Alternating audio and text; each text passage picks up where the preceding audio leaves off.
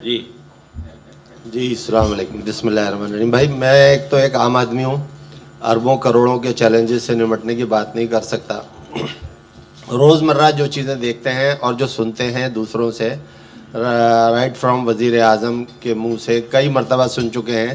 زبیر صاحب آپ بھی نوٹ کریں کہ ایف بی آر 15,000 ارب روپے کے ٹیکس وصول کرنے میں ناکام رہا. 3 سال میں انہوں نے اس کے لیے کیا کیا کچھ نہیں پتا.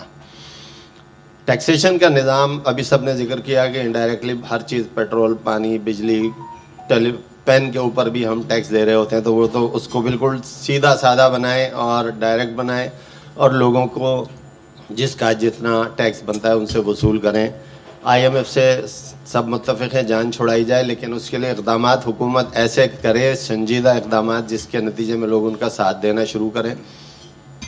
پھر اس کے بعد خود بخود آسانیاں شروع ہو جائیں گی. پیٹرول کے بارے میں ایک میری تجویز ہے زبیر صاحب, یہ بھی آپ نوٹ کریں کہ اگر 2 سال یا 2.5 سال کے لیے پیٹرول کی قیمت 250 روپے پر لیٹر مقرر کر کے فریز کر دی جائے. انٹرنیشنل مارکیٹ میں اگر 150 آتی ہے تو حکومت کے بچیں گے, اگر وہاں 250 رہتی ہے تو حکومت پے کرے. لیکن یہ سارے لوگ جو بزنس کر رہے ہیں ان کو پتہ ہے کہ ہمیں 2.5 سال تک اتنے ہی پیٹرول پر, اسی کے نتیجے میں کرائے, اسی کے نتیجے میں ٹرانسپورٹیشن, اسی کے نتیجے میں خرید و فروخت ہوگی, تو وہ بزنس فلرش کرے گا, پہیہ صحیح چلے گا.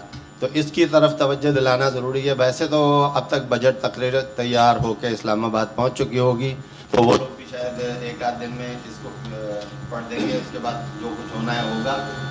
پی ڈی ایل جس کا بہت ذکر ہوتا ہے, پی ڈی ایل کی رقم کہاں جاتی ہے, کتنا ڈیولپمنٹ ہوتا ہے, یہ سوال بھی پوچھا جائے. پیٹرولیم ڈیولپمنٹ لیوی ہے یہ ہر دفعہ پیٹرول پر لی جاتی ہے, تو کتنا پیٹرول اس سے ہم مزید تیار کر رہے ہیں, کتنا تلاش کر رہے ہیں. اور اگر سادگی کی بات کر رہے ہیں تو اربوں روپے کے جہاز, کروڑوں بلکہ اربوں ہی روپے کی گاڑیاں, یہ سب نکالیں, بیچیں, عوام کو اس کی سہولت دیں, اور ایس ایم ایز کو فروغ دیں, مقامی صنعت کو فروغ دیں, جی ایم او پر انحصار بند کریں, مقامی زراعت کو توجہ دیں. جی ایم او کیا؟ Okay, all right, thank you.